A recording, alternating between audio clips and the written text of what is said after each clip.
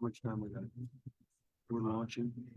I'm not rushing. I was gonna say I'll go do something for real quick if it's gonna take a minute to come in, but we're starting.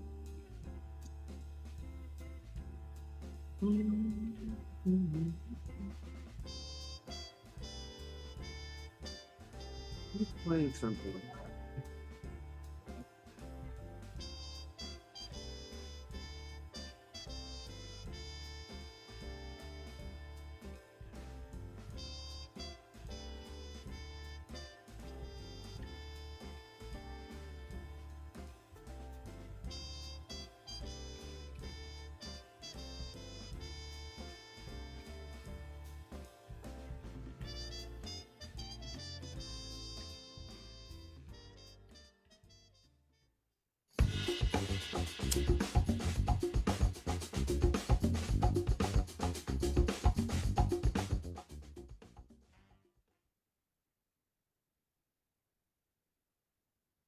And with that, we are live. Good evening, good afternoon, good morning, wherever you're joining us from.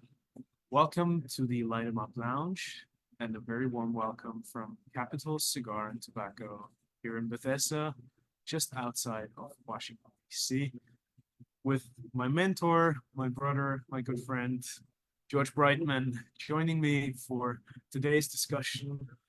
And we thought it would be quite fitting to talk about a topic that people don't really talk about that often, but we want to discuss best practices. We want to talk about the do's and don'ts. We want to talk about cigar lounge etiquette 101 and just address some of the good and the bad and the ugly in terms of, everyday conversations and behavior in your local brick and mortar store, in your local cigar lounge.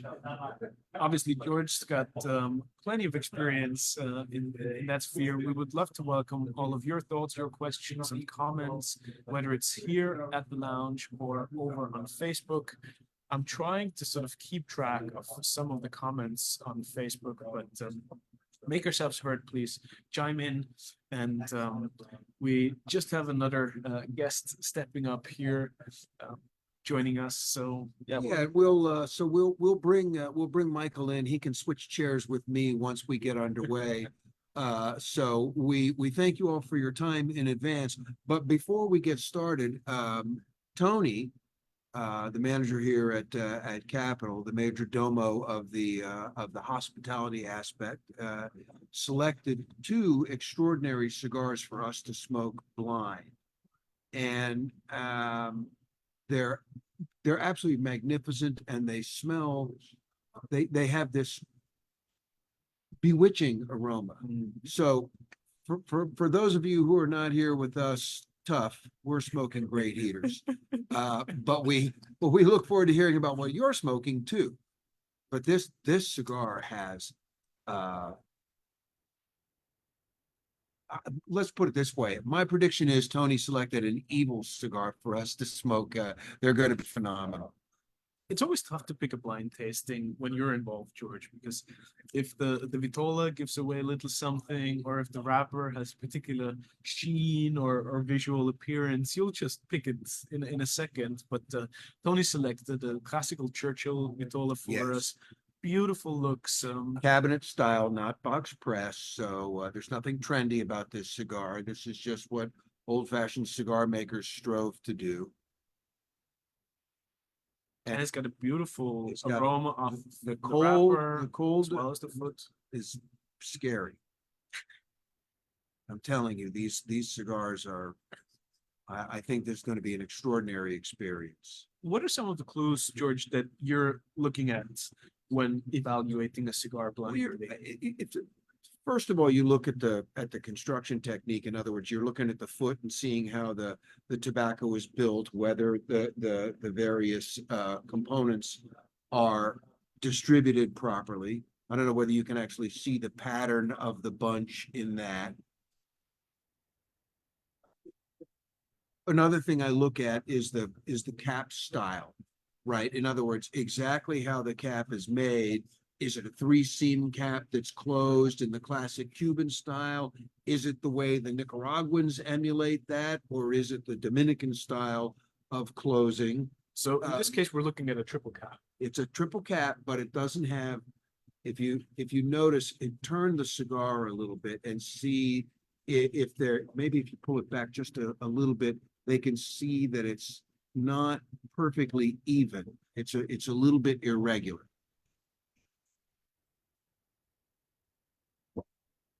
The other thing is that a lot of times the color and the texture of a wrapper are a dead giveaway. Like, it's not difficult to pick out great Cameroon wrapper. It's pretty easy to identify San Andres. Obviously, you can see Connecticut shade or Ecuador grown Connecticut shade. They each have their sort of footprint.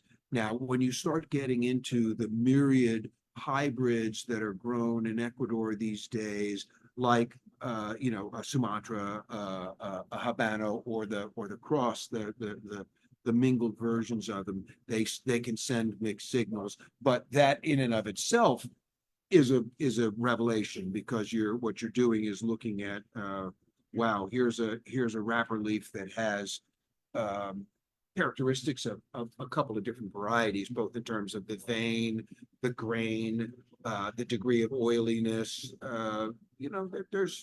It's funny though, once you get used to seeing what a manufacturer likes to do, the materials that they prefer to use, you start to recognize. Well, I always used to say that the factories have a footprint. Like, it's pretty easy. You can look and see Fuente cigars sort of reveal themselves. Padron cigars reveal themselves. Truthfully, Oliva cigars have a look. When you pick one up and look at it, you kind of know the factory. There's a statement in not the way it feels, but there's just an overall. I mean, you can be wrong about stuff like that. Because as cigar makers move around and as techniques and influences sort of migrate, people, they go, oh, look at that, look what they're doing. It becomes popular. But I'll notice one thing. It didn't happen as much on yours, but you used a match, so you're a little bit cooler. But see how the wrapper discolored a little bit ahead of the burn line? That's about the fermentation process. One thing I would like to mention also is that the exercise here is really not to sort of shoot in the dark and try to say, oh, this is a Fuente Hemingway it's short story, which obviously it's not, but in my opinion, the value and the charm of a blind taste test is not in trying to guess what it is, but instead sort of see how it fits your palate, see what your reactions are to it, and separate your vote about whether or not you truly love it. You'd buy it again, you'd try it again, you'd recommend it to others, all separate from the band that it wears and the packaging message that the box and everything else sends. Now, whilst we're getting towards cruising speed here with our cigars, let's start diving a little bit into the topic that we have set for ourselves today. And that is really, as I said, the cigar lounge etiquette one-on-one. George and I, we've been traveling together up and down the East Coast over the last week or so, following the trade show. And we visited a whole bunch of different shops, cigar lounges, all of which are very different in the way they're laid out in terms of the experience that they're trying to offer, all tailored to the respective audience these operators are catering towards, or the audience that they would like to attract. I was just about to say, I think a lot of them are designed with an idea towards what they're hoping to attract, the kind of crowd, the personality of the people, what they're looking for. We could see that as we walked in different ones. The lounges have a tendency to make a statement about what they intend to provide to you. How comfortable are you going to be? How good is the air exchange? Is everything to hand? In other words, are your ashtrays clean and within reach? Do you have room to relax? Is there a place to put down your briefcase or your phone or your laptop or something like that? All of those things, in other words, they speak. There are some lounges that are very much space challenged. I mean, we were in New York City, and real estate is at a premium, so you're not going to find big coffee tables there. It's about maximizing the amount of seating and literally trying your best to make as many people comfortable as possible. So, the physical, the actual plant, in other words, what are the carpets like? What are the chairs like? What's the environment, by the way? Is it all hard surfaces? So things are going to echo and it's going to seem loud, or are they designed to absorb sound and give you a hushed environment? Listen, there are plenty of lounge operators who want to promote a party atmosphere.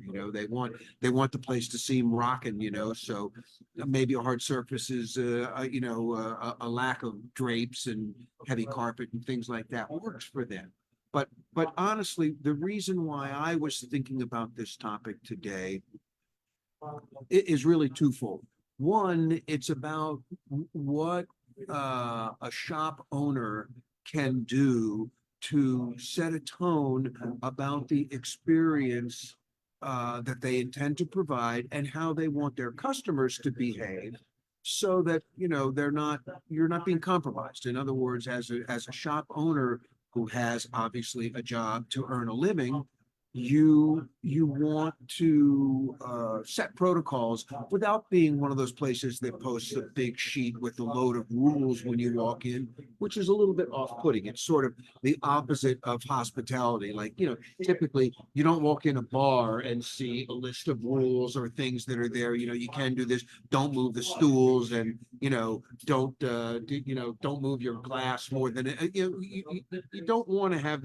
these parameters that appear to like clamp down and intentionally crimp the customer experience. And yet there are things that you want to be able to say in a way that you hope falls on receptive ears, that means that you're not your customers are not taking advantage of you.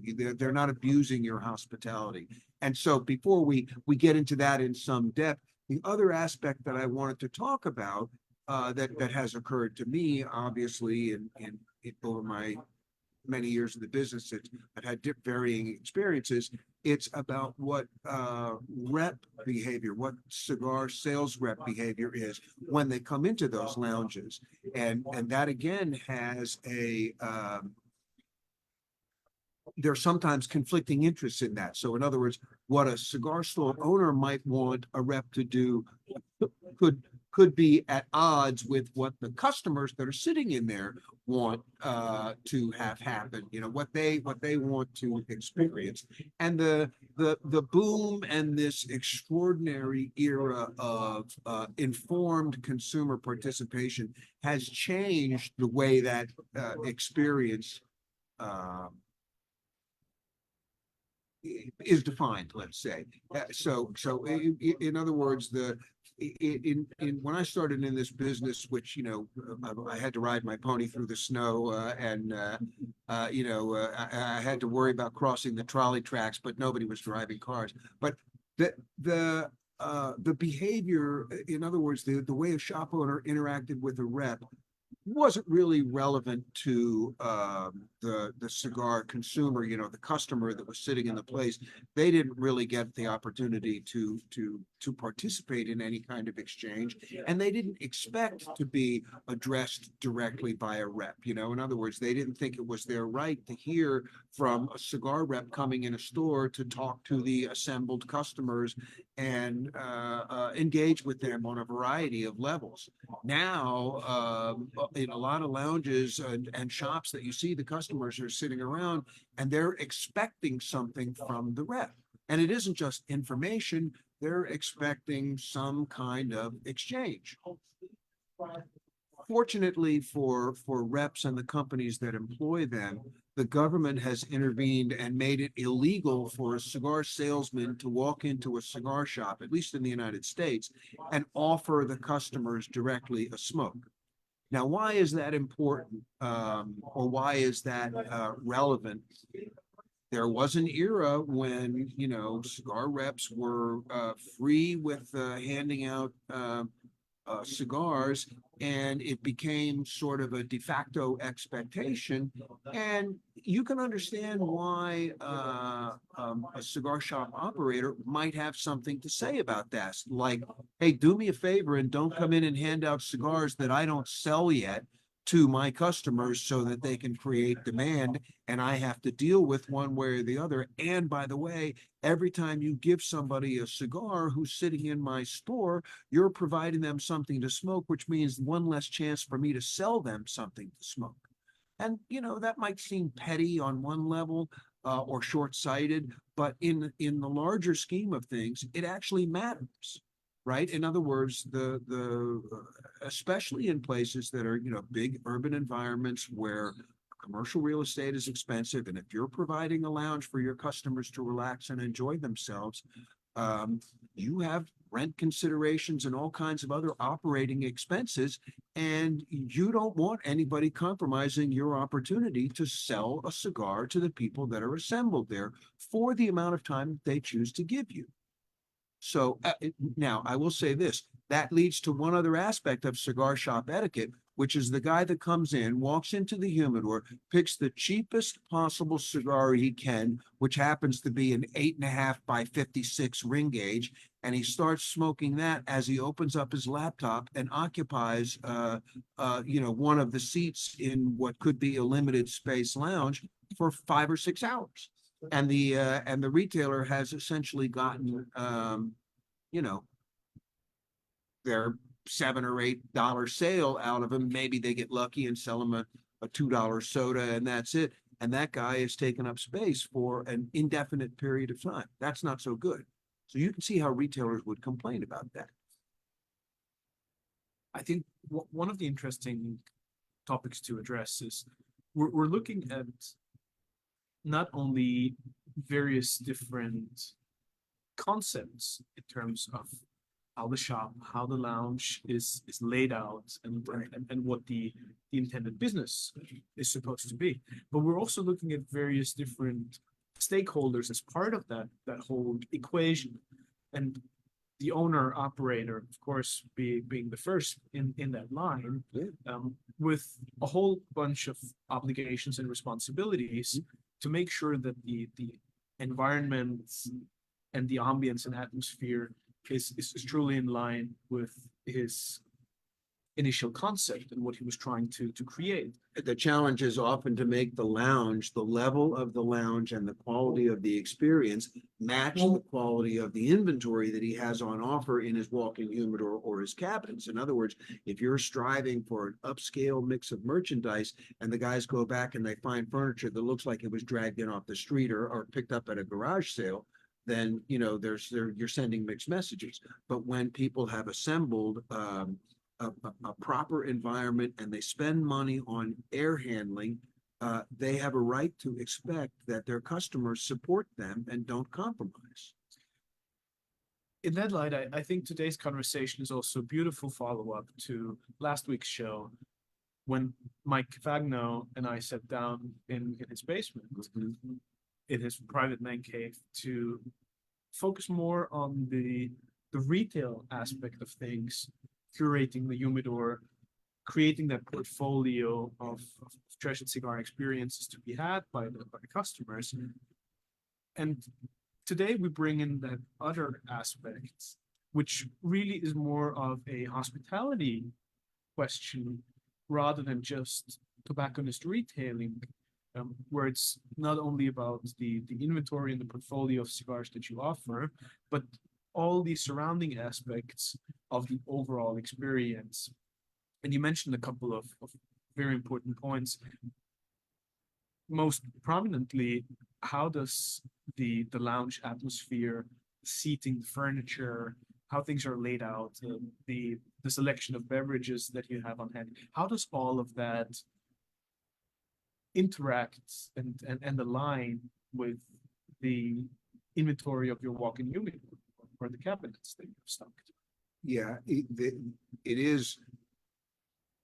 It is far more frequent that you find a little bit of a clash in the way that that's built. Again, because of the cost, right? In other words, a lounge is not necessarily, as a typical retailer looks at it, he goes, okay, I have to maintain this lounge and offer this space and keep it up to date.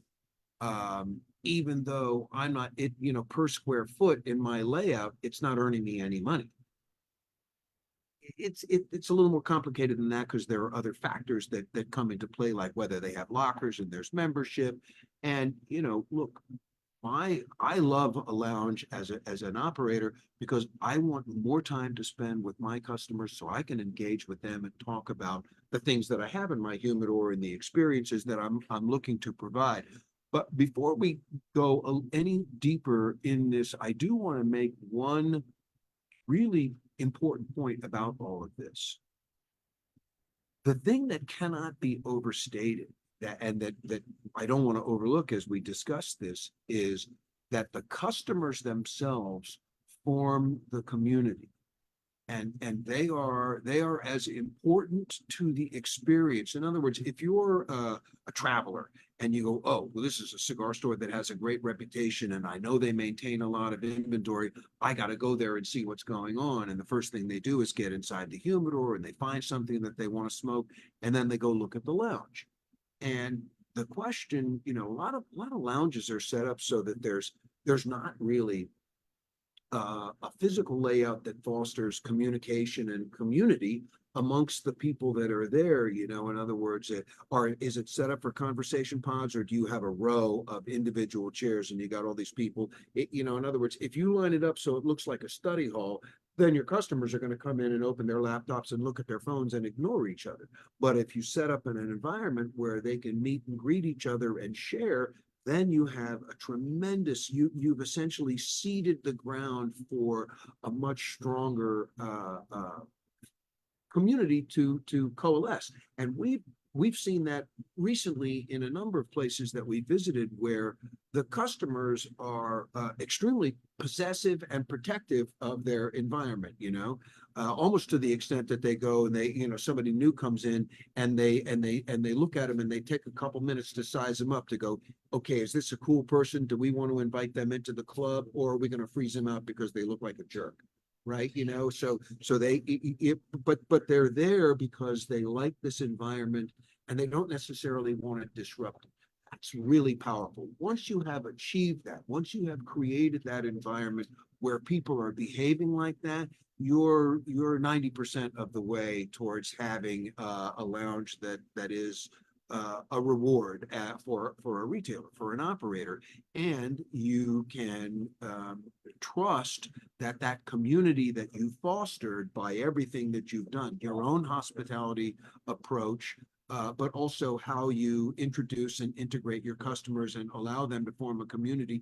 They become your policemen. They tell people, hey, no, don't do that. And they watch out for each other, and they, in a sense, watch out for the owner of the business, because they go, don't bring in somebody else's cigars, and don't come in here and talk about some other cigar store or some other, competing operation.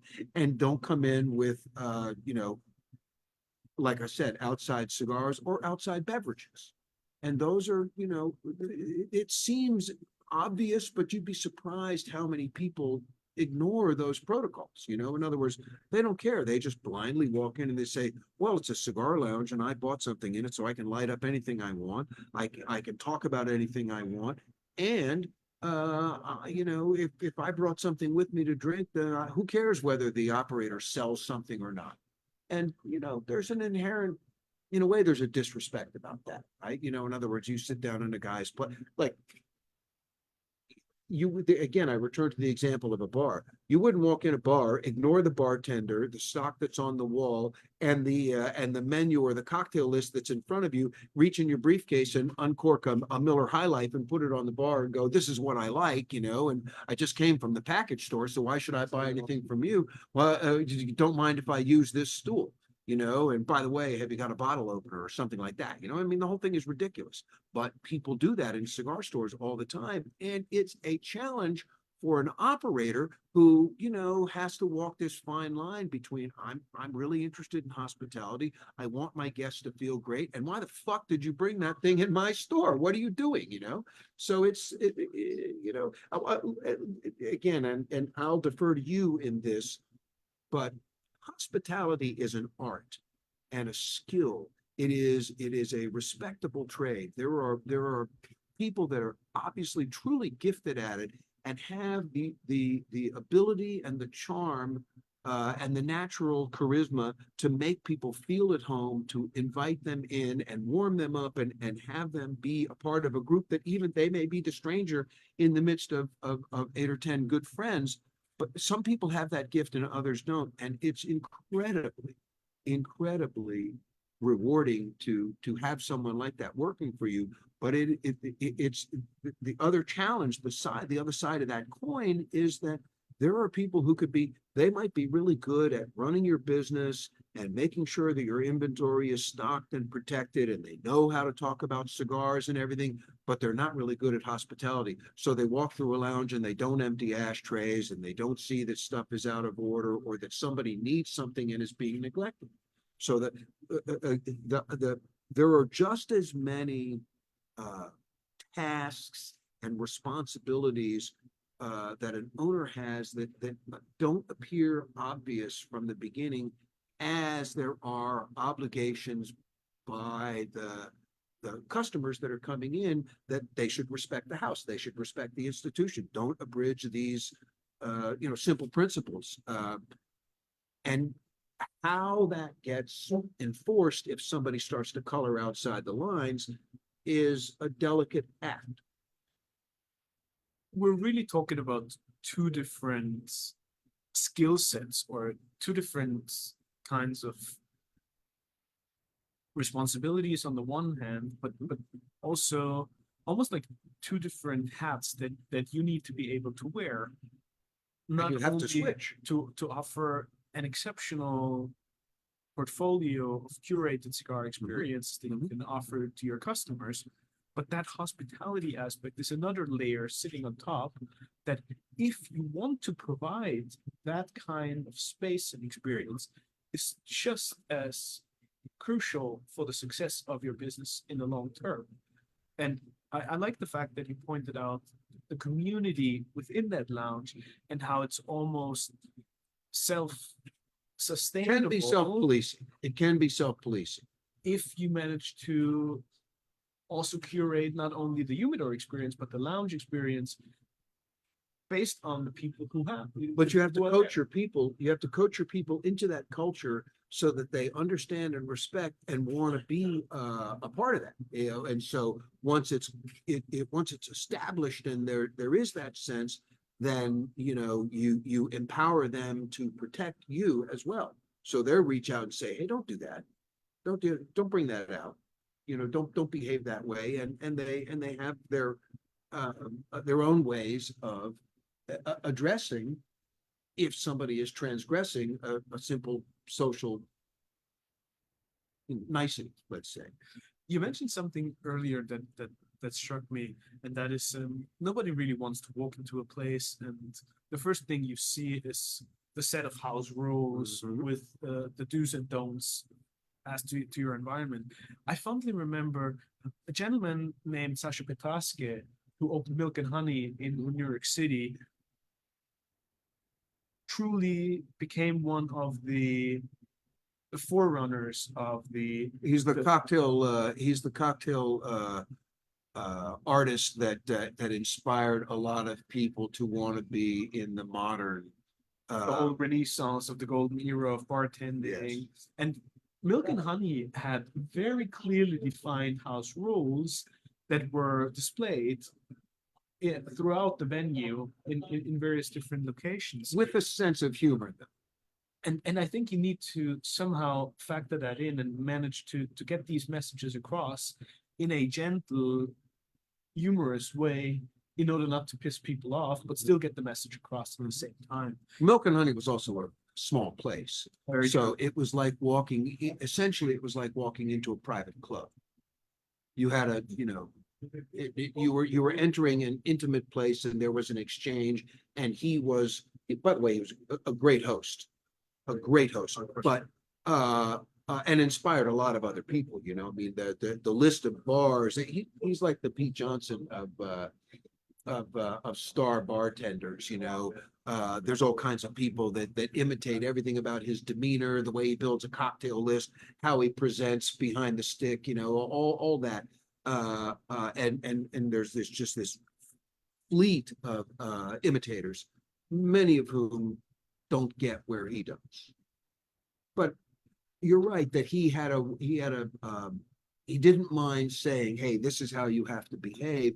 But like I said, it was done with an aura that was sort of a wink, in other words, you know what I'm saying. The undertone of the message was essentially, as our friend Ray would say, Sasha's essential message to his guests was, don't be a dick. Very true. Well, that I think there's different approaches as to how to handle this. And one obviously is, if you're a gifted hospitality person, you can somehow get away with those little bombs of, well, this is how you should behave in this place, or you better get the fuck out of here. People forgive little eccentricities from guys that really are great, that they want to be a part of. In other words, they want to be recognized by and associated with, but nobody like being on the receiving end of, knock it off, right? How do you manage to get those messages across, though, if that's not who you are or how you want to operate? You mean if you're not that charming? Exactly. And then you're a dick. Albert put a great comment here at the lounge where he was referring to the Michelin guide and the way that and there are other guides out there, of course, like Gomio exactly, and many others, and they set different parameters and variables in order to come to their final conclusion of recommending a place or not. Do you think that could be applicable to the cigar community and the lounge operators as well? In other words, do you think it would be beneficial to define such a set of rules, or is it more of an organic thing that just grows and blossoms with time? In my opinion, it's more enjoyable to be a part of a place where these things have emerged organically, as opposed to a bunch of guardrails being in place in the beginning. It's interesting that you mentioned Michelin and Gomio, because both of them sort of weight hospitality and ambience factors a little bit different, right? So they assign different weights to that. So I think it's possible to say overall that Michelin, especially in the upper end, in 3-star and 2 stars that are striving to become 3 stars, they can have a little bit more icy demeanor, and they can expect a sort of codified level of behavior from their customers who want to be one of the diners at their places. But to go back to the actual nub of your question, as an operator or a friend to operators and someone who spends a lot of time in various cigar bars, I don't really want all of them to be subjected to more outside reviews from amateurs that are, because, by the way, if you establish a business, you build it and go through everything that's necessary, by all the steps that it's required to offer a beautiful lounge, everybody's got an opinion. Don't use this kind of chair, move that closer. Why are the ashtrays not at the perfect height for me? or, you know, I mean, there's 1,001 opinions about that, and people can be judgmental about the way you execute, how you host people. And, you know, I sort of come down on the side that, you know, hey, this is my place. I put it together. Here's the things I'm trying to create. This is the aura that I want to offer all of my guests, and you're compromising. You know, in other words, you're not really respecting the community, because that's what it is. The people that are disruptive and the people that are sort of swimming against the tide in terms of, well, I spent my money, I bought this expensive cigar, so I can sit here on my phone and yell at the top of my lungs while somebody else is trying to engage in a quiet conversation. You know, I mean, those are, we're all probably we have enough experience under our belt that it's happened to us, and we say, that wasn't so good. You know, I didn't like the way that worked. But the great operators, as a general rule, have built places that sort of tamp down that kind of behavior in the first place. And that's one of the things that we haven't really spoken about here, but that is becoming a more common occurrence in urban market cigar lounges, is either a minimum spend or some kind of a fee to use the place or to be there. You know, these parameters that are laid down so that they are specifically preventing somebody from abusing the hospitality. In other words, they're coming in and they buy a beer and a cheap cigar and sit there and talk for 5 hours while their friend takes cigars out of their bag, or, you know, sneaks a pour from their hip flask, and, you know, something like that. You know, in other words, the equivalent of bad behavior in a bar easily translates to things that could happen in a lounge. And especially in, you know, larger cities where there may not be as many opportunities as you would think to find a place to go and sit down and relax and smoke your cigar and maybe have conversation with somebody. It's within the operator's right to say, hey, listen, for everybody that I host in here, I expect X as a contribution. This is what I'm striving for. And since a lot of people are trying to compromise it, I have to put this out there. And that's not a good feeling. You know, I mean, it's not a good feeling as an operator. And it's certainly not a good feeling as a customer. You know, nobody likes to walk in a place and go, hey, by the way, schmuck, you have to spend this or you got to get out. You know, that's no good. Right. You know, it's so you kind of, it's an interface that you have to have a little conversation and maybe get past, right? So that people understand, because there are plenty of guys that go, well, listen, I could just hang out at my home shop and smoke and drink as long as I like and do whatever I feel like, and nobody says anything to me. Well, that may be because you're a super regular customer there and you make, you know, most of your buying decisions in that place. And guess what? They're willing to overlook some of the things that you do that maybe don't respect the house as much as they should. But just to add to that, similarly to when you create the cigar, you come up with the blend, the design, everything around it. You can walk down either path. The one approach will be to try and create the crowd pleaser that will appeal to as many people and palates as possible. But we know for a fact that if you try to be everything for everybody, your chances of creating something extraordinary are next to none. If you make something a lot of people are going to like, you're probably not going to make something that a few people absolutely love. It's far better to strive for this unique standalone experience that delivers the wow factor, even if you don't always hit it. But to have that, as opposed to saying, well, you know, I mean, listen, maybe this is wrong. By the way, I'm open to feedback from anybody that has a different opinion, but I would say this: there are not a lot of manufacturers out there that want to be the Chevrolet of cigars. You know, I mean, nobody wants to tell you, oh yeah, you know, I make the Volkswagen Beetle, you know, everybody has them, and you know, They're everywhere you look, and they're cheap and affordable. It's not the best thing ever, but you know, it has its charms. As opposed to the guys that go, man, did you see that guy's BMW out front? Right? You know that. So look, the beauty of this world is, and the beauty of the, you know, the community of cigar people is that we've made room for everybody in that. It's just that the lounge operator may not be interested in the Chevrolet customer. Now, I want to bring in Brian for a second because I saw you, and then let's let's dive a little deeper into some of these aspects. But Brian, you should first.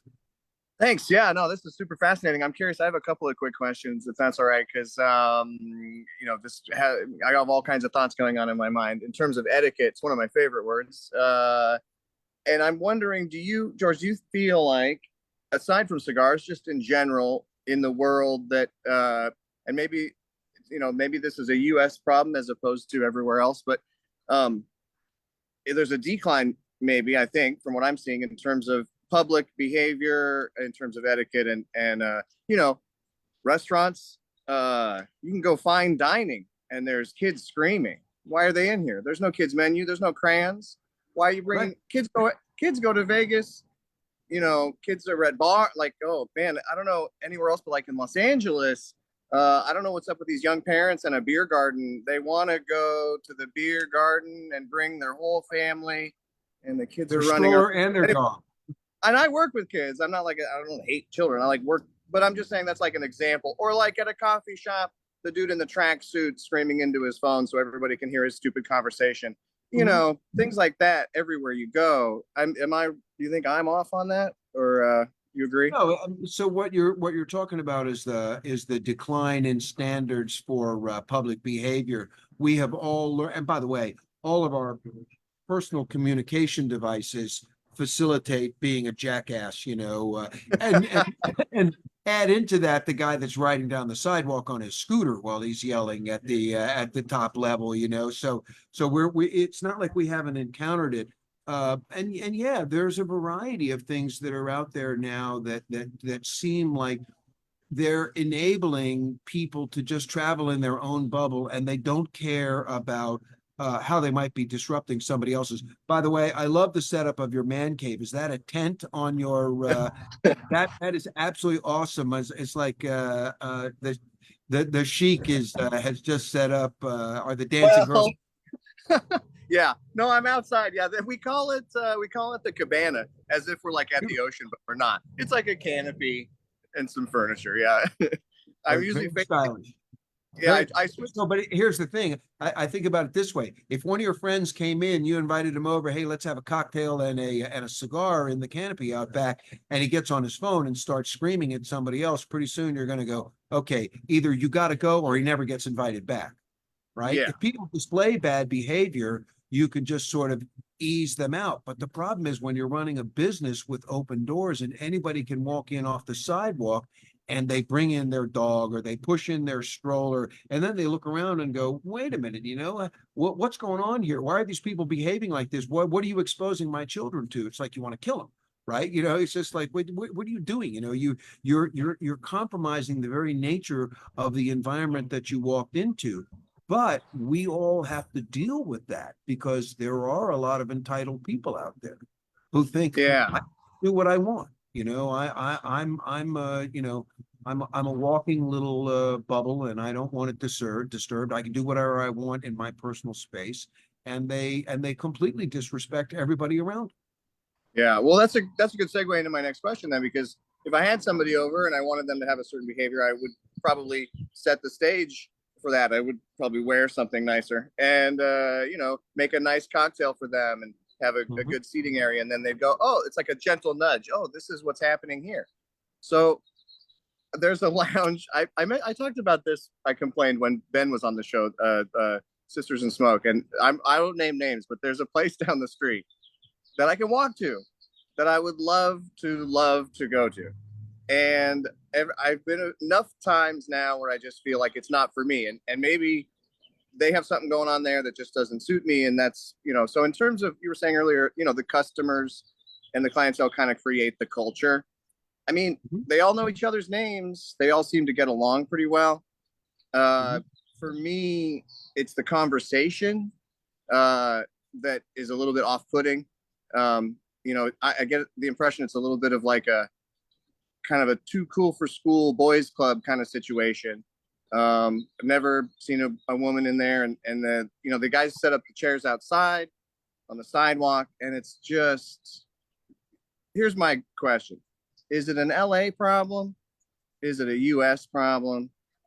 Or I think probably you'll say the answer, which was what I think. It's what is this establishment doing to create this kind of a culture, or not doing? Like in the opposite example, Reinhardt sets a stage for what happens here. Cultured conversation. He looks nice.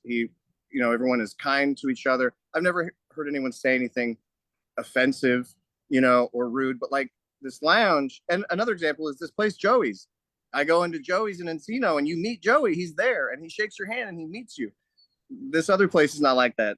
These guys are sitting around and, they're talking about their experience with prostitutes in Vietnam.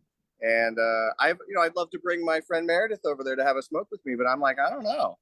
Maybe if their behavior changes when a woman's around, but it's for me, and I'm not like super woke. It takes like a bit to offend me, but I'm kind of like, and politics, someone's bringing up politics every time I'm there. Anyway, what do you think?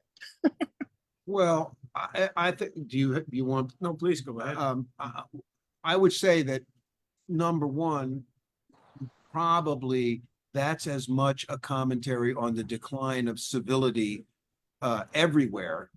That I don't think it's an LA problem specifically, because we've been in places, all of us, and us specifically recently, where that kind of behavior is indulged. It may not necessarily be fostered by the owners, but they let it go. One of the problems happens when you have a guy who's a customer that's like the big spender of the place, and he gets to behave in ways that are transgressive because his wallet makes him taller than everybody else in the room when he's sitting on it, right?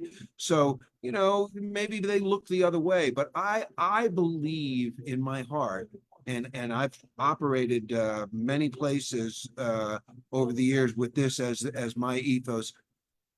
It's up to me to set the tone, and it's up to me to dictate what is and isn't acceptable when it's my place. If it's somebody else's, there's nothing I can do about it. It's just, I can control my own behavior and maybe that of the friends that I might bring with me, but it's not up to me to police the room.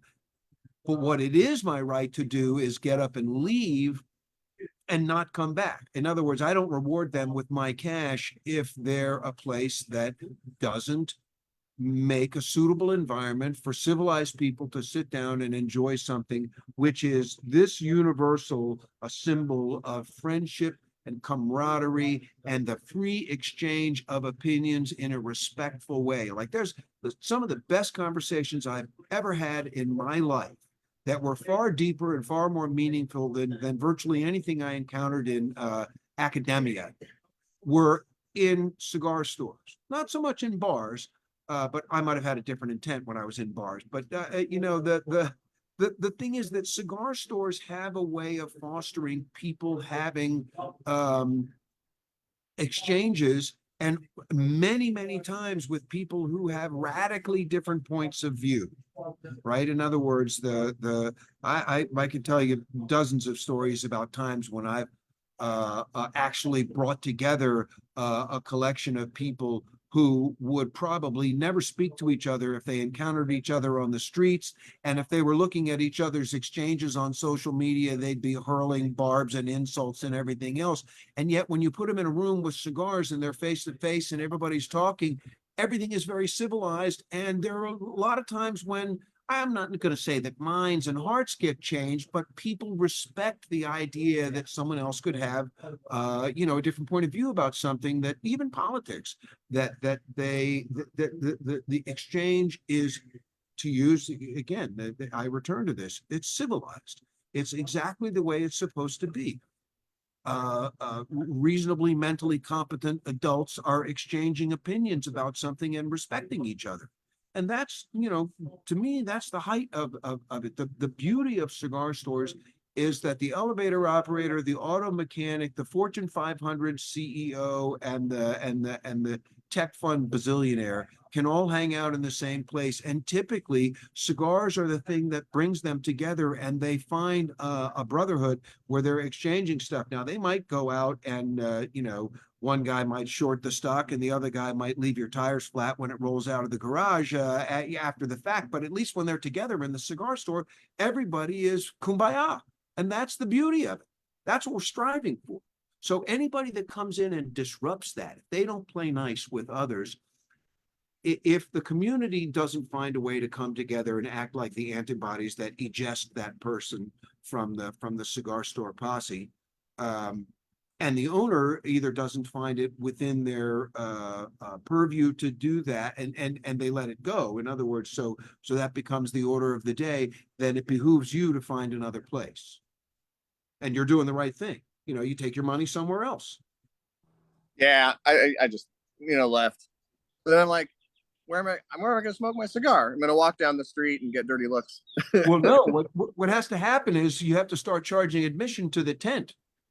Right? You say, listen, you're welcome to come around, but there's a tariff for wanting to come in, and before you know it, you got the hottest corner in town because everybody wants to be with you, hanging out and smoking great cigars and enjoying themselves.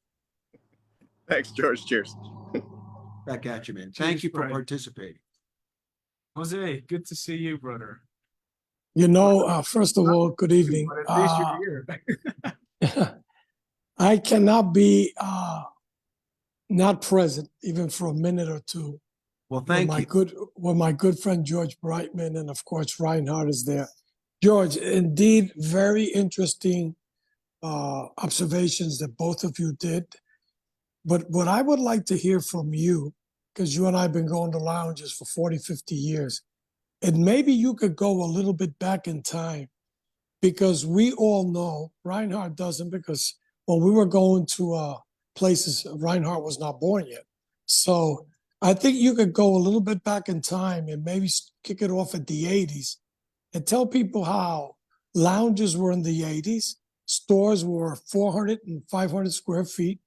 To do a shop of 800 feet was like 800 square feet. It was like, to another level. So I think we should go a little bit back in time and tell people how much the lounges have evolved. And to be honest, we know a lot of people who invested a ton of money in lounges and didn't work out. First of all, because they didn't have the human factor into it.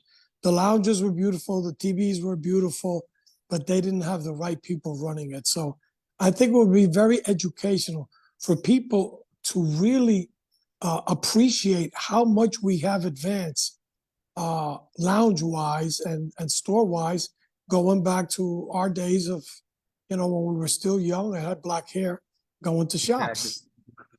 I'll go back to being in the retail business in the 70s. And then the 80s started to see some changes, but in those days, if a store had one or two chairs in it, that was a lot.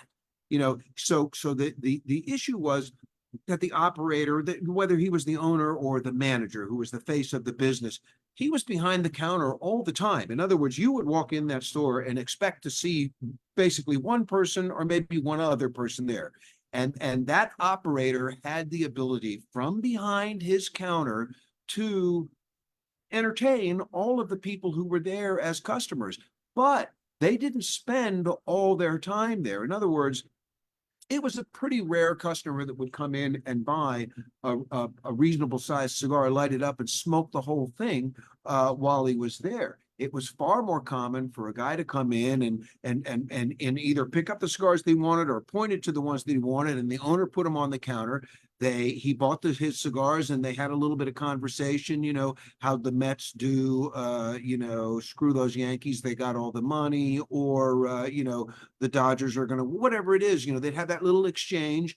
And then the guy would go. And because in those days, you could smoke in restaurants, you could smoke in bars. Hell, in those days, in the early days, you could smoke on planes, right? So it was there was not this constriction of where you would be able to go and enjoy your cigar because, provided you were reasonably mannered, you would edit it in some instances, but you could smoke everywhere. So nobody had to think about needing to offer their customers a place to enjoy the fine cigars that they were trying to sell them.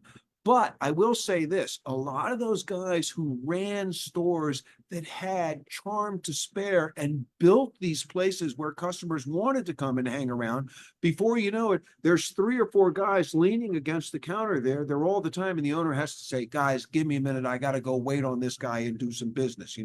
I got to ring something up at the cash register or whatever, take care of them, and then go right back to the conversation that he had running with this customer group that was there. So those guys are the first ones that begin to say, let me put in a couple of 2, 3 chairs in here and find some spots, move around one of the fixtures that has pipes or lighters in it or something like that, and get that guy to sit there. But stores were, think about it. In the 70s, the proliferation of tobacco shops, and that's what they were. They were tobacco shops, not cigar stores. They had everything. They were opened in malls. 450 to 650 was the range for probably 80% of the stores in the country. And the places that actually had a proper seating area, you could count on the fingers of 2 hands, even if you were missing your thumbs, right? So that the difference in the successful operators being the guys that could run their businesses from behind their counters and entertain the customers that were there that wanted to hang around. Those guys blossomed into the first people who were operating lounges where they actually fostered a place for customers to come and stay. And then they started to sell them more and better goods. It used to be, it was a big deal if you'd come in and hang out and the guy'd say, hey, I got a coffee pot here. You want a cup of coffee? And that was like an extraordinary experience. You were like, oh my God, this is fantastic. I went in there and we had a coffee or an espresso or something like that. But it began, and that was a way of these guys thinking more of their customers, being nice to them. And then pretty soon you have the kind of operator who has, in an environment where he sees a lot of his customers towards the end of the day, and some guys are hanging out. And before you know it, it gets to be closing time and he's still got friends hanging out there, and he brings out little plastic cups and he pours everybody a little bit of whiskey or whatever they like to drink, and they sit around, and it goes longer than normal operating hours. But he's creating this powerful bonding atmosphere. And pretty soon, when you've started to do that, and you and I both know, Jose, we know a number of guys who are masters at that. Bringing out a decent bottle of whiskey and pouring these tiny little glasses was like the greatest thing in the world. You were being anointed that you were in the inner circle when you got to that status. And then the customers are the ones who say, gee, wouldn't it be great to have a place where we could sit down and have a drink while we're smoking our cigars? Because, by the way, more and more that evolution is happening at the same time that bars are starting to restrict smoking on their premises, because of, not just because of laws, but because of the health Nazis running their campaigns that smoking was demonizing. And, your daughter came home from school and said, Daddy, why are you killing mommy? These things, they sort of developed at parallel tracks. But the minute that you had a handful of stores around the country who actually established proper lounges, the word spread like wildfire. People were like, you got to go to this place. It's the best. I don't care where you are. You got to make your way to this spot. Don't just stay by your hotel. Go there and you're going to experience something like you never had before. And honestly, once the bans, the bans on smoking made it so, like towns are going, if you can't smoke on the sidewalk, you can't smoke in the street. So they essentially ghettoized us, and it became mandatory that you have status in a place where you could smoke cigars. In other words, where the operator provided space, a room, and you and I both know this too, with a couple of exceptions. Most of the places that began this were very rudimentary. In other words, the stores that were beginning to operate lounges didn't pay enough attention to the air handling, so you could be in them for a couple of hours and walk out smelling like an ashtray instead of walking out, like ready to exist in popular culture. And the furniture wasn't well thought out, and it was more offhand. It sort of ad hoc developed, but because of the community, because of the people who were there sitting in those chairs and hanging out and talking to you, you couldn't resist. It was like, this is the place to be. This is the preferred spot to enjoy a cigar.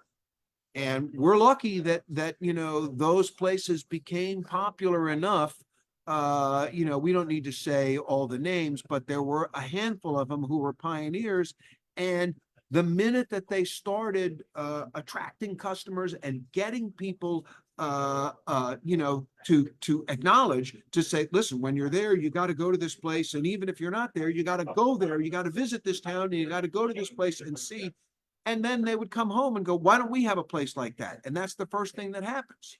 So a few operators establish a quality of hospitality, and those guys were good at the second half of the discussion that Reinhard was bringing up, which is that they actually paid attention. They treated the people who were seated in that area as guests, and they paid attention to them. They made sure the ashtrays were clean. They offered them if they needed something to drink. They would engage with them, say, hey, you finished your cigar. Do you want something new? And you had a whole different set of relationships that developed. And by the way, that's when you started to get essentially lounge hosts who were good. So whether they were male or female, their ability to engage with the customers and keep them serviced, so to speak. In other words, that their needs are met, they get rewarded with everything. Those are the guys that made it easy to set up,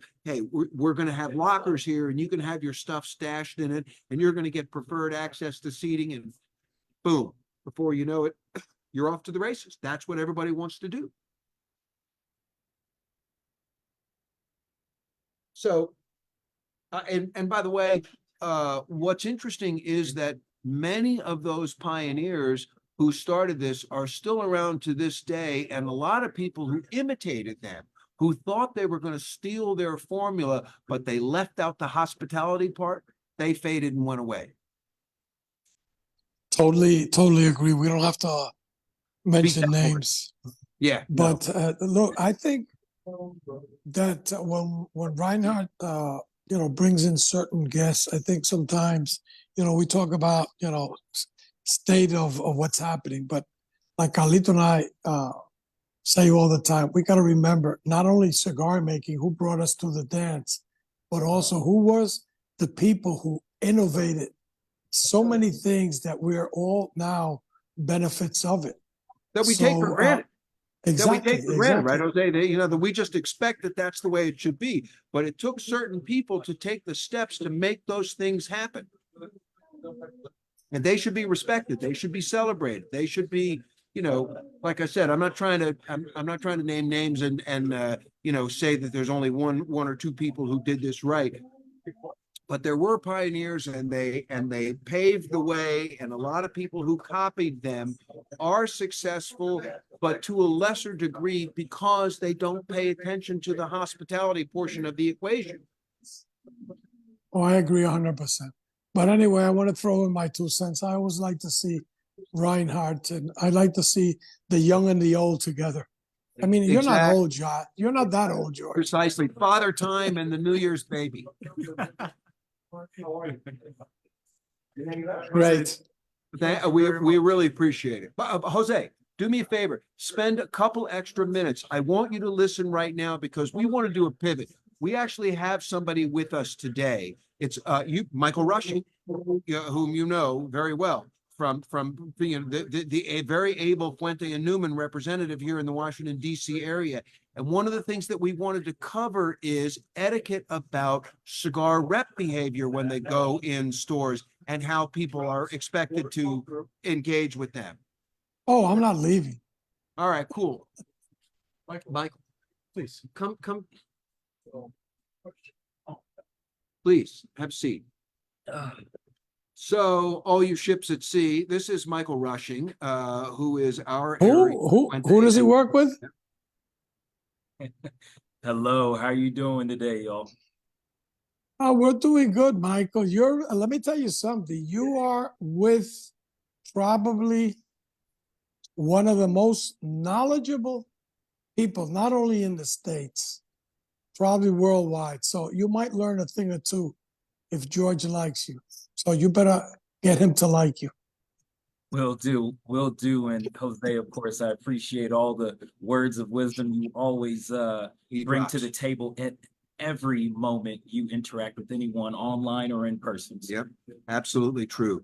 So I already like him because, by the way, remember what I was talking about the gift of charm and style, being able to make people feel comfortable, being a really good host in a shop. Michael had that in spades back in New York when I first knew him at another space, which shall remain nameless. But we're happy to have him here as our man with the Fuentes and the Newmans. And sorry, hold on. There's an incoming flash here. Oh, look at this. Check it out. The company colors for Capital Cigar. There's a nice, that's a, anointed. So you're showing the flag Thank when you, you have sir. that color, when you have that color in your hand. I love it. Yes, the Capital Cigar orange, not to be confused with the Hermes orange. Thank you, It reminds me of the Casa Cuba orange. I like That's it. it. There you go. There you go. See, that's it. That's that color scheme. So listen, Jose, what I wanted to talk with Michael about is sort of his idea of the experience that reps encounter when they go in stores, because you again, to go back to us being in a different era of this business, what reps were expected to do and what the owner expected from them has completely changed. It's 180 degrees different than it used to be. What information you expected to get from them, how you were supposed to behave. Those things there's a different set of rules in place now. And, consumers expect, if they see a rep walking in, it's like, hey, not just what are you going to tell us today? It's like, what are you going to give me today? And you have to worry about that. So Yeah. I want Michael to talk about some of his experiences because I want to smoke my cigar for him. Well, no, thank you so much for allowing me to jump on the platform with you both. Thank you so much. I think the biggest thing when it comes down to, obviously, as George alluded, I was in the retail side of this business for many years, pretty much almost since I was 16 years old. I won't describe how that happened, but I was. But either way, I think the perspective that reps must make sure that I had to learn quickly is every shop and every proprietor in the shop is different. And so I think the number one thing is, as you go in, you always want to remain, and I learned this from Carlito Fuente directly when I was in my interview. This one of the first questions he asked me was something similar to this question is what do you do when you walk into a cigar shop? What's your behavior and what's your And I think the first thing you should always do is remember, cigars are about the people. And so you must go in and be ready and be engaging with everyone that you must come across. From customers to the associate, manning the register to the business proprietor, whoever that is. And so I think that's the first step that everyone must do. But then learning the owner, learning their likes and dislikes, learning to ensure that you don't end up on the member side of the lounge, if that's the essence. the house rules, so to the speak. house The house rules, rules. how you're supposed to behave in that shop Yep. compared to the next one Yep. that you're going to visit. And so I think that's really the first thing that I would always tell reps. But that's something that also, from the retail perspective, to kind of set those expectations for your reps as well. I think that should be a two-way street on that. So yeah, that's the number one thing I would say to first focus on.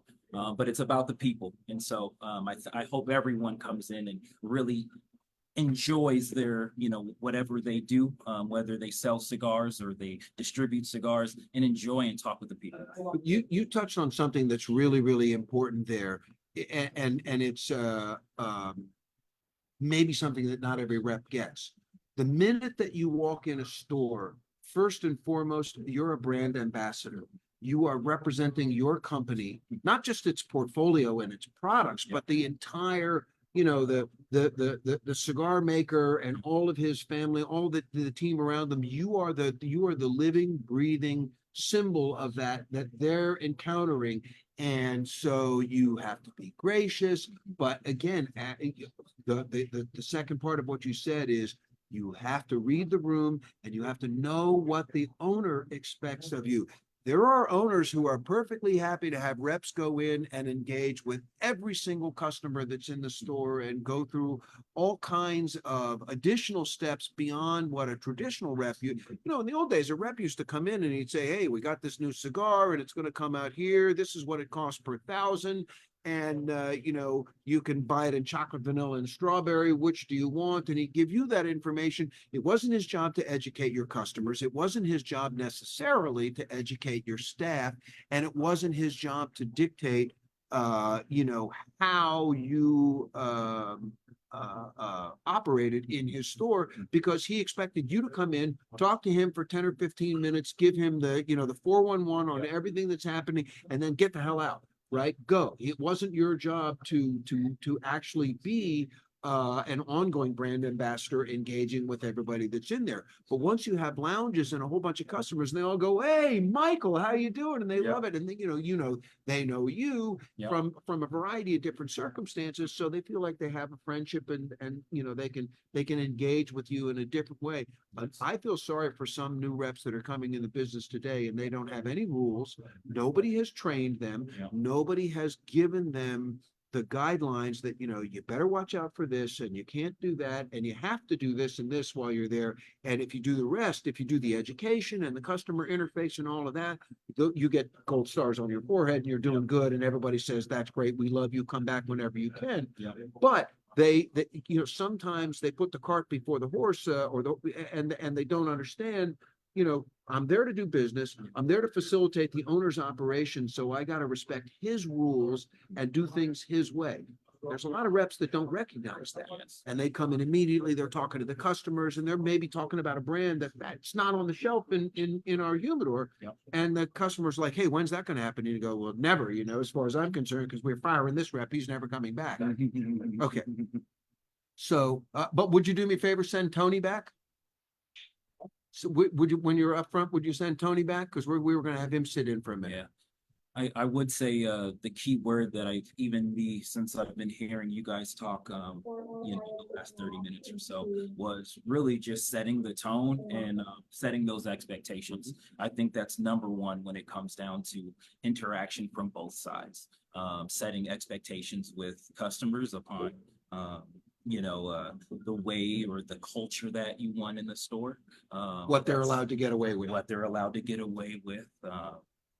But then even to the details with reps, as far as what you would love reps to do, what you don't prefer reps to do.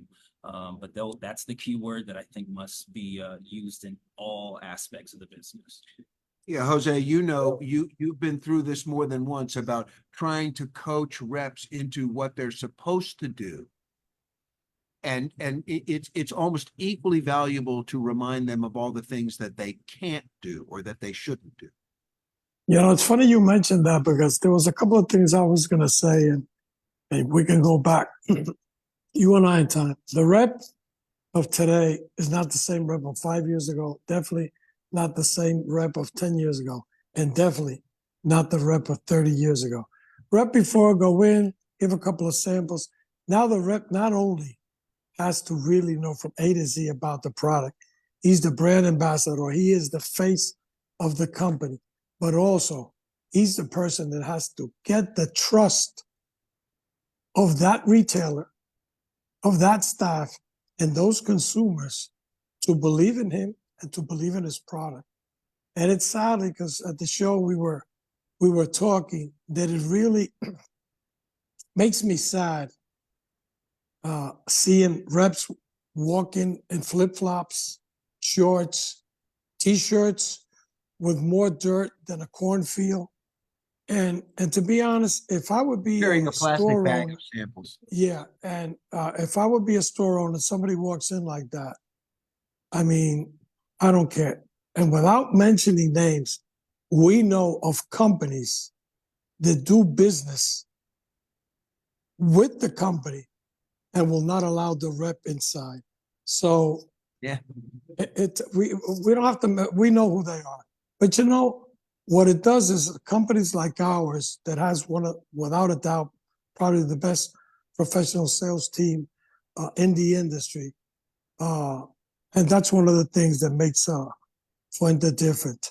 It's like Carlito says many, many times for many years. It's not about cigars.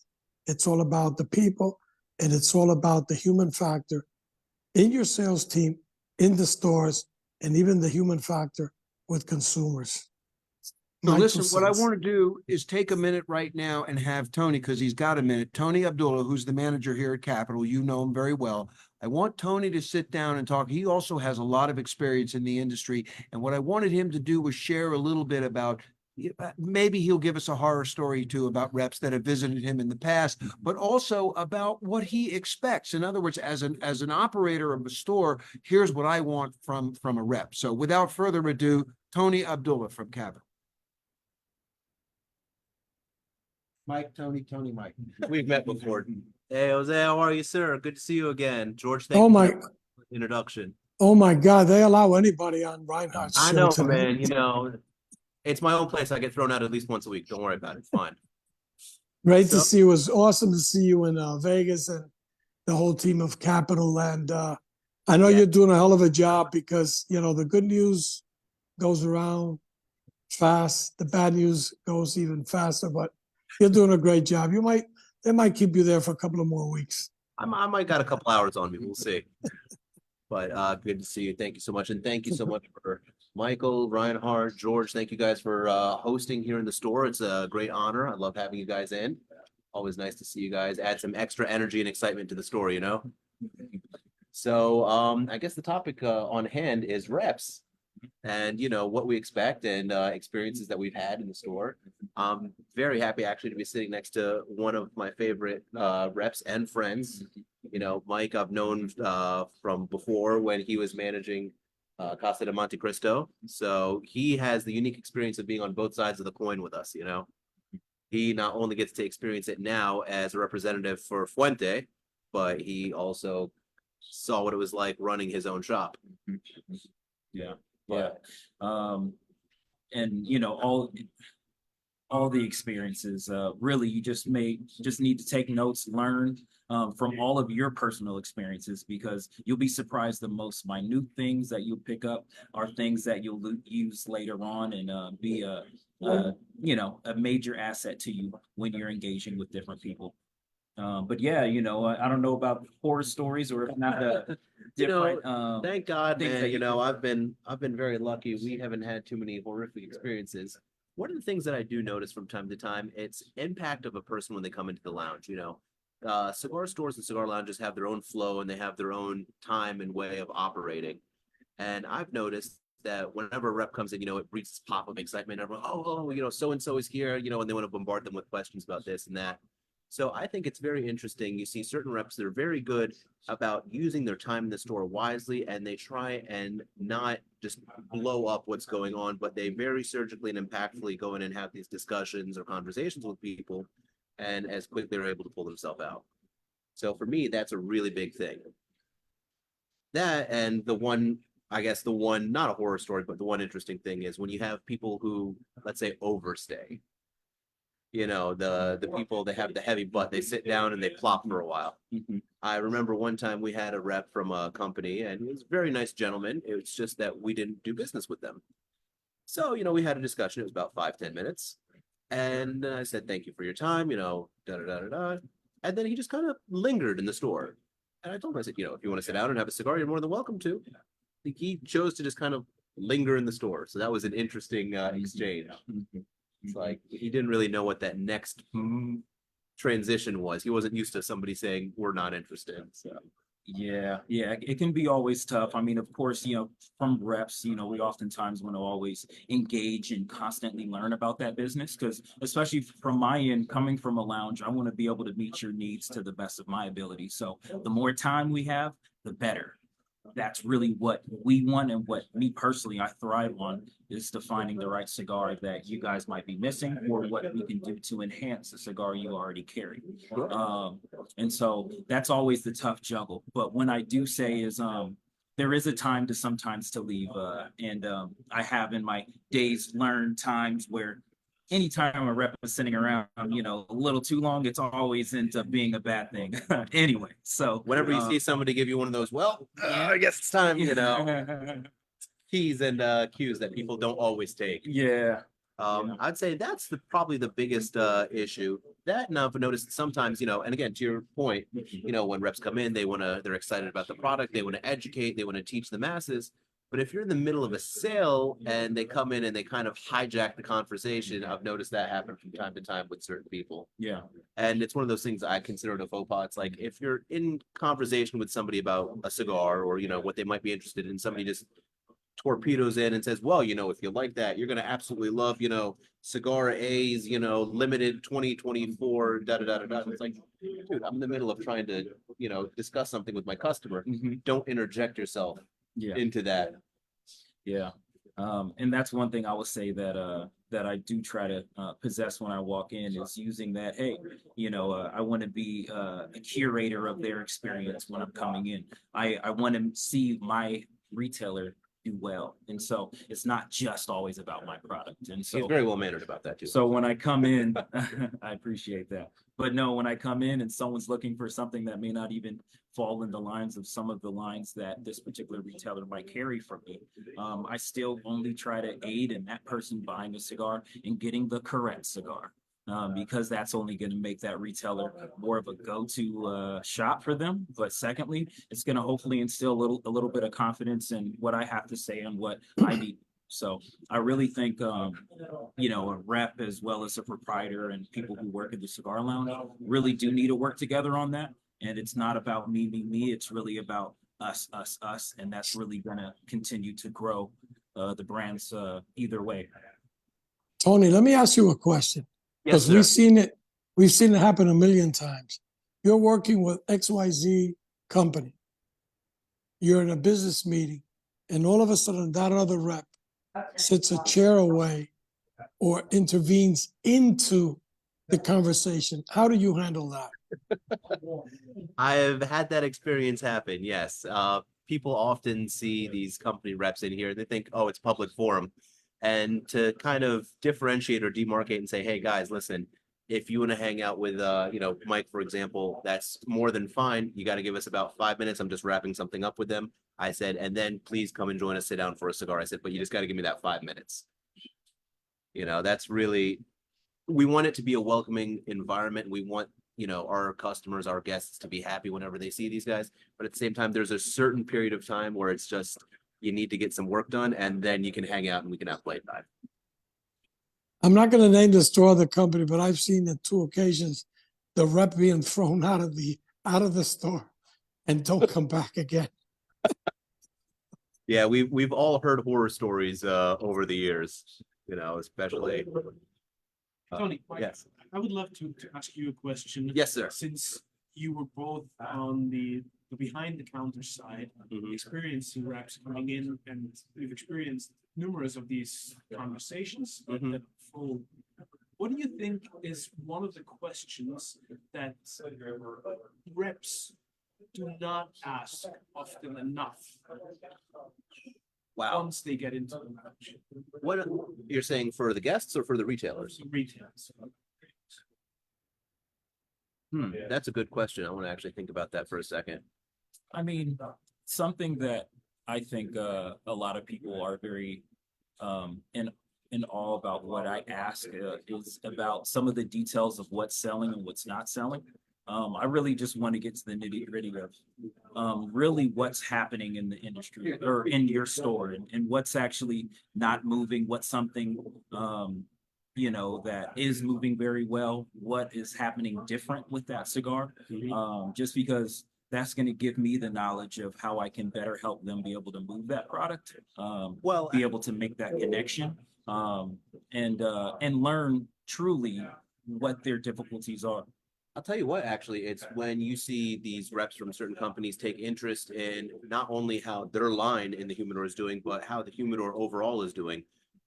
For example, you came in a couple of weeks ago and it wasn't specifically a conversation on Arturo Fuente.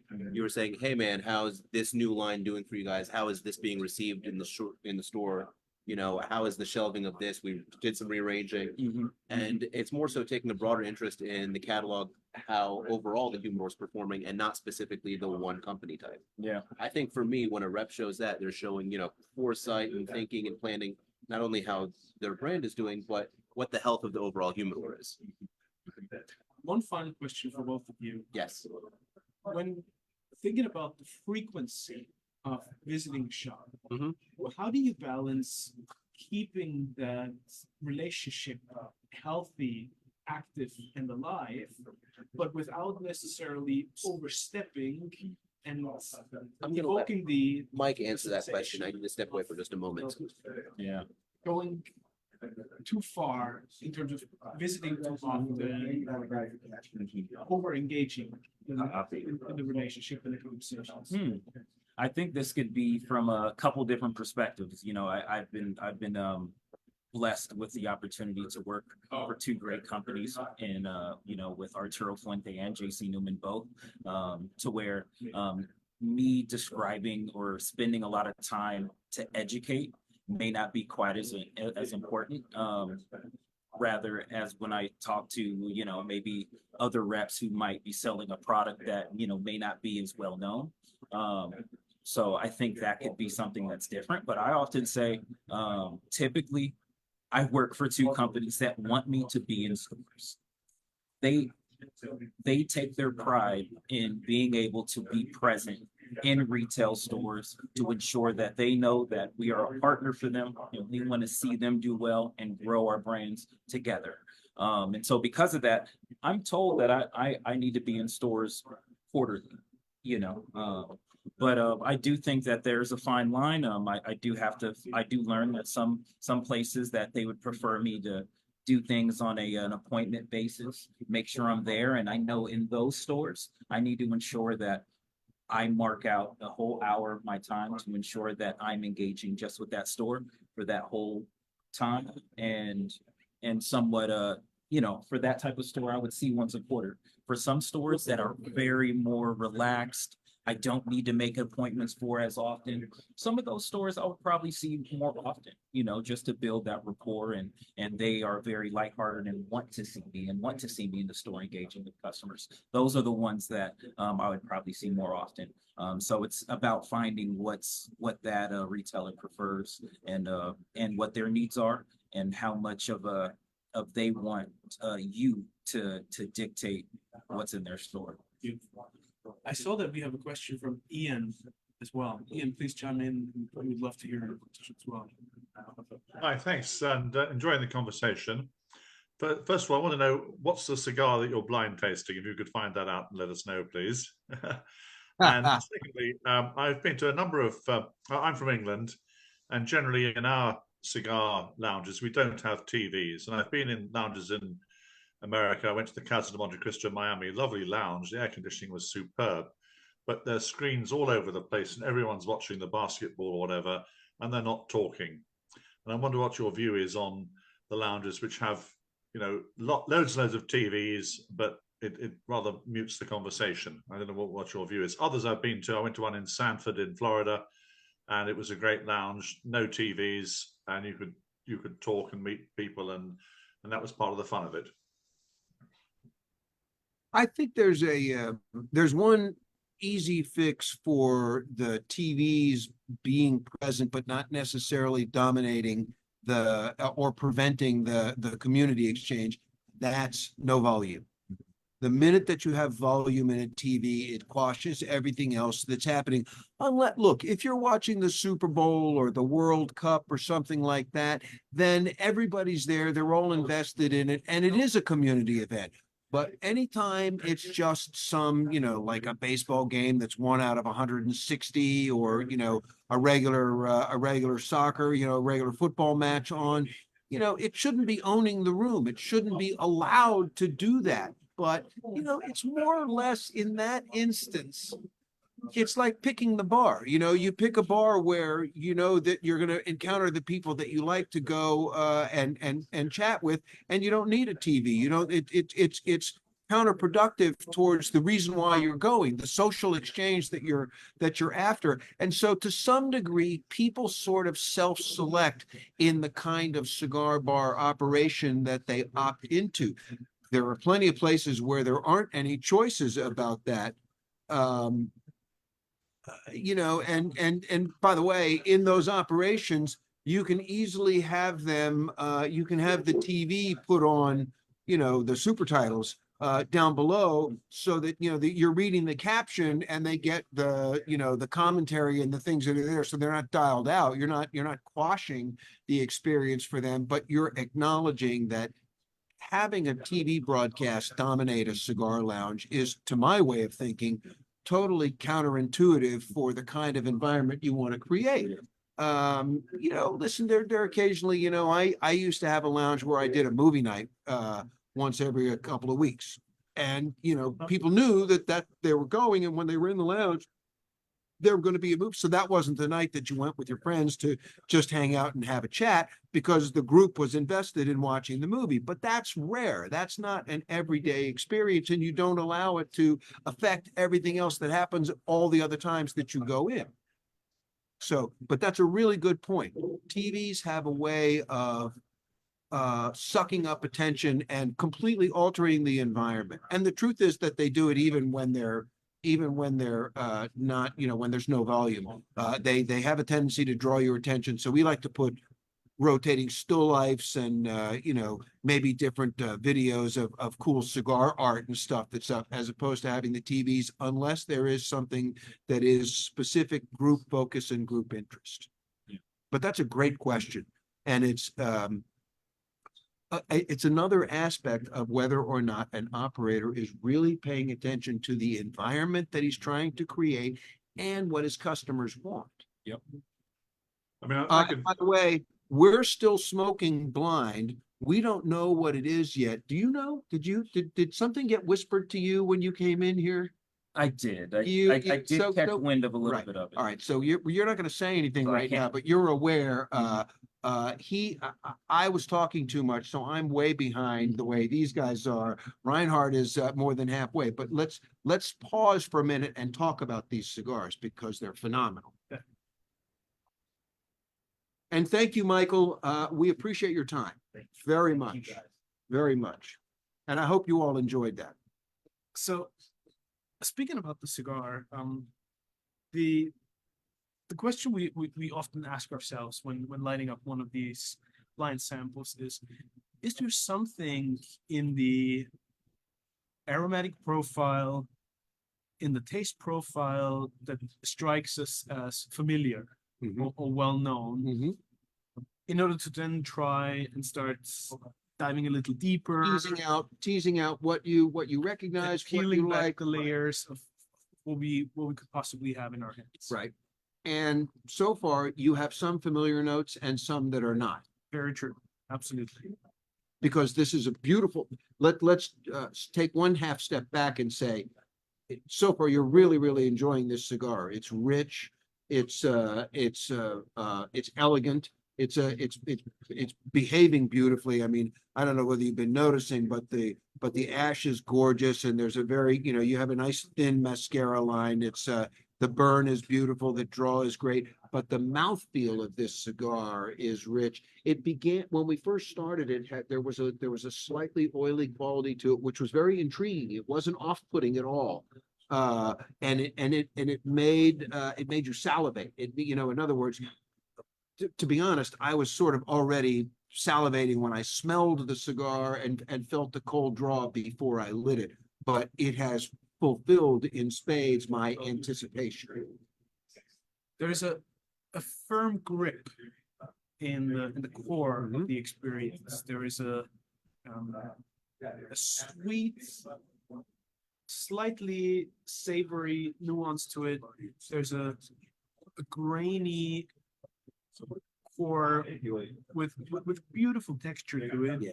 and just enough in terms of like these little highlights dancing on top of it to give it some excitement and to give it these top layers, rounding off the overall experience. It has what I call corduroy mouthfeel. It's got these ridges. There's different things happening in the flavors. It's very much your entire palate is activated. The mouthfeel is there. The retro is there, which is pronounced. It's not subtle and powdery and talky. It's it really gives you a new dimension to the flavors. But by God, is this a beautiful cigar? It's almost too good to be having to do this work while we're smoking. We should just be sitting back, like kings of the universe. So by the way, we have to thank Tony is the one who went in the humidor and dug these out. He decided to prank us by giving us these ridiculously good cigars for this moment. Are we ready for the big reveal? Certainly. Yeah, Okay, well, but here, you sit back now. Let Tony tell you directly. it's a what? I was gonna say it's What do you think it is, George? an Opus X reserve in a chateau. It's not. Okay. Good guess. Reinhard, any thoughts, my friend? No, I won't take the guessing. No. Well, in honor of our friend Mike joining us and Jose, and it was the Arturo Fuente King T Rosados I mean, how great is that? In a That it's in a the tube. In a tube. In a tube. It's the red Yes. tube. So this was debanded and detubed and brought to you as an innocent and unassuming Churchill. But it's a that thing of beauty. yes, It's a thing, I mean, it really, literally, it's rich, it's complex, it's incredibly satisfying, deep, without, and by the way, absurdly affordable. It's Yes. not an expensive cigar. yes. But it was fortuitous that Mike joined us today because he was in on the joke. But you picked the cigar before did. he was here. That just made it better because he was here. Exactly, he's the icing on the cake. So, Mike, I don't know if you want to give him a quick talk about the cigar real quick. Yeah, why don't you, here, We'll make it easy. We'll I just think- turn over the. I think the number one thing is, to me, this is a cigar that I don't see as often in many of lounges, even ones that carry a whole lot of Fuente product. It does come in a tube. They have two different versions of the King T. There's a King T Natural, which comes in a white and black tube, and then there's the King T Rosado, which actually comes in a red tube. And the King T Rosado is the one that you guys end up smoking. And so that is a cigar that I know I hadn't had in a little while until I smoked it about 2 or 3 months ago. And it astonished me with how good it was, that it did give me a lot of resemblance to some of the classic Opus X lines. And just to say that price point is very easy for any market I think that you would be in. Whether rural, in the city, it's a great one, and because it comes in a tube, it's an easy grab and go option for your customers. Thank you very, very much, Mike. And Thank again, thanks to Tony for picking these beauties for us. exactly. What a tremendous experience. I think it was a tremendous learning moment to really explore in more detail what a precious, but also what a sensitive environment a cigar lounge can be, and how challenging on so many different levels the job of the owner and operator is, not only in terms of curating the portfolio, making sure that the humidor is well stocked and that the cigars are in pristine condition, but really all of the other aspects, the surrounding elements that make for the overall experience. And ultimately, that's what makes you come back. And what's the core foundation of your business? You arrive for the inventory and you return for the hospitality. And it's an art to construct the environment that makes people feel that good, that they want to be a part of it, that they want to join the community. Even if they walk in as a total stranger, if you're doing your job, they walk out as a member of the family. George, thank you very, very much for yet another enlightening Light 'em Up show. It's a great privilege to spend time with you and to share these moments with you. Thanks, everybody, for joining us, for watching today. And send in your, if you have comments and thoughts, we all want to hear because everybody's perspective matters in this, because we're all invested in it together. In other words, lounges are a joint creation. The customers have a tremendous amount to contribute to the environment, and you know, everybody's we all know, we recognize intuitively a great environment when we walk in, and there are times when we go in a place that we intend to sit and relax and enjoy a cigar and don't have an environment that's conducive to that. So, by the way, everybody's free to nominate in the comments and everything else the places that they've had great experiences where they enjoyed the hospitality. But it's also equally valuable sometimes to say, by the way, I went to XYZ. It was supposed to be the greatest place in the world, and I had a terrible time, because that's a warning that's useful. You know, it's like I don't want to hear from people when they say I had a great meal while I was traveling in Italy. I just say, no, tell me where you had a shitty meal, because that's the place I want to avoid, right? So, Hey, guys, I want to say one last thing. Look, I think,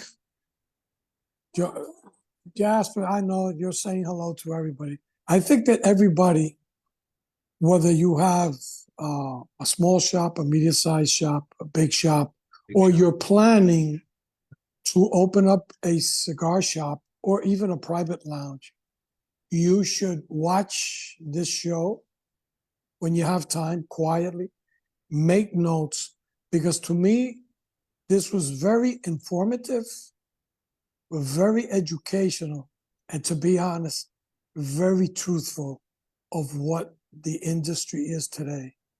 People forget how things were 5 years ago, 10 years ago, 20 years ago, 30 years ago, 40 years ago. And that's what I wanted George to bring up. And to be honest, Reinhard, and I think George would agree with me, just going back in time and going a timeline really, really in depth, how cigar shops have evolved would be a phenomenal shop. We could get on board. We could get a handful of retailers to talk about what their shops used to be and what they had to become in order to prosper now. Dave Garofalo, also, that's been there for 40 years, would be amazing to have.